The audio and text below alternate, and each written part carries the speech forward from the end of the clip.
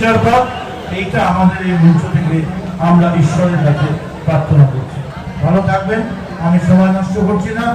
আমাদের মধ্যে এই মুহূর্তে শ্রাবন্তী জন্য একটা জোরে হাততালি বলতে চাই। আর মঞ্চে উপস্থিত যারা যারা আছেন তাদেরকে আমার নমস্কার। আর স্পেশালি মদনদা এত ভালো ভালো কথা আমার ব্যাপারে বলেছেন যে আমি স্পিচলেস, আমার মুখে আর কোনো শব্দ আসছে না। নিজের ব্যাপারে ভালো কথা শুনছি, খুবই ভালো লাগছে, তার শ্রদ্ধা করি। ইনফ্যাক্ট আমার বাবাও আমি খুব ভালোবাসেন, তো তার মুখ থেকে এত ভালো ভালো কথা শুনেছি, তো বোঝাই যাচ্ছে যে আমি এক্সট্রা ব্লাশ করছি। কিন্তু আপনাদেরকে এটাই বলবো, আজকের দিনটা সত্যি খুব স্পেশাল। আমি মা ভগবতারিণীর মন্দিরে গিয়ে প্রণাম করলাম আর তার থেকে আশীর্বাদ দিলাম।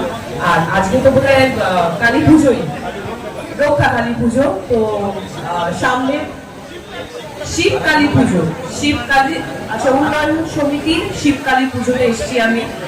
আর সন্দীপ বাবুকে আমি ধন্যবাদ জানাতে চাই, পুরো কমিটির সবাইকে ধন্যবাদ জানাতে চাই এত সুন্দর একটা আয়োজন করার জন্য। আর যেটা দাদা বললেন যে যাদের সঙ্গে যে খারাপ জিনিসগুলো হয়েছে তারা যেন জাস্টিস পায়, এটাই আমি বলবো। আমি নিজে একজন মেয়ে, তো একটা মেয়ের পাশে আমি সবসময় আছি, তো এটাই বলবো। আপনারাও এই কামনাই করবেন। আর সামনে পুজো, দুর্গা পুজো, খুব ভালো থাকবেন, যাতে মা সব কিছুর প্রতিকার করেন। ভালো থাকবেন, দেখা হবে আবার।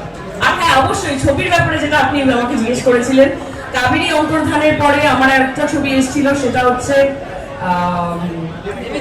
দেবী চৌধুরানী রিলিজ হবে, ওটা জানুয়ারিতে রিলিজ হচ্ছে, যেটা আমার ফুল ক্যারিয়ার গ্রাফে আমার জীবনের একটা ভীষণ ইম্পর্টেন্ট ছবি, যেটা প্রত্যেকটা অ্যাক্টর চায় এরকম বঙ্কিমচন্দ্র চট্টোপাধ্যায়ের কাহিনী নিয়ে আমার এই ছবিটা দেবী চৌধুরানী। তার আগে আমি একটা ছবি করেছিলাম সাদা রঙের পৃথিবী, এই প্রথমবার ডুয়েল ক্যারেক্টার, আর তার সাথে পজিটিভ আর নেগেটিভ ক্যারেক্টার প্লে করেছিলাম, অনেকেরই খুব ভালো লেগেছে। আর এখনো আমার আরো কয়েকটা ছবি রিলিজ হচ্ছে, যেমন হাঙ্গামা.com, রবীন্দ্রনাথ কাব্য রহস্য, ডিআরডি, আমি আমার মতো, বাবু। এবং আজকে দেখলাম সেলাই মেশিন এবং অন্যান্য অনেক দেওয়া হচ্ছে, কি বলবেন? পশ্চিমবঙ্গ তার নিজের ছন্দে ফিরছে।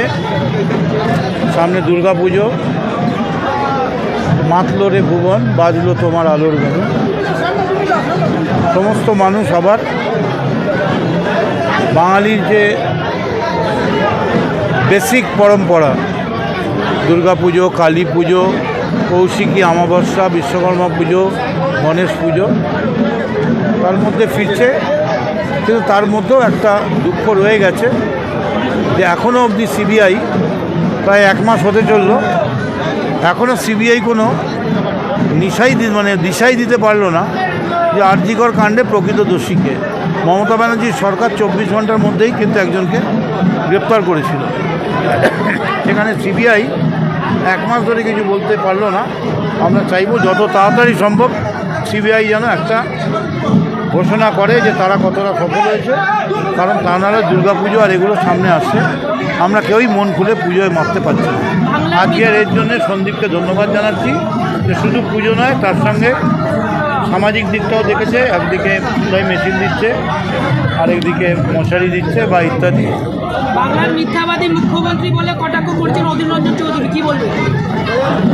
দেখুন, অ্যাকচুয়ালি অধীর রঞ্জন চৌধুরীর বাজারটা এরম হয়ে গেছে, ও এখন পাশে ওই কেউ ন্যাড়ামাথা, কেউ হাঁড়ি চাচা এরকম টাইপের নিয়ে ঘোরে। এমনকি বাজার হয়ে গেছে, টিভিও ওকে ডাকে না। অধীর চৌধুরী কী বললো না বললো, মমতা ব্যানার্জি কেউ যায় আসে। রঞ্জন ভট্টাচার্য বলেছেন তদন্ত করতে সময় লাগে, সকালে মিলে প্রভাবিত করলে এভাবে তদন্ত করতে ব্যাঘাত করতে, কি বলবেন? না, বিকাশবাবু ঠিকই বলেছেন, কিন্তু ওনার এটা বলা উচিত ছিল। এই একটা কথা মমতা ব্যানার্জির সরকারের পক্ষেও তো প্রযোজ্য হওয়া উচিত ছিল।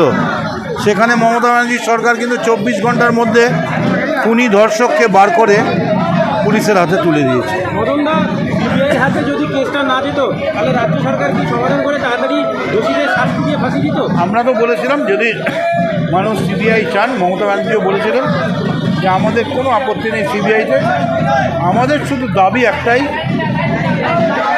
আর কত সময় চাও সিবিআই বলে দাও, কতদিন আমরা এই ধন্দের মধ্যে কতদিন বাংলা স্তব্ধ হয়ে থাকবে?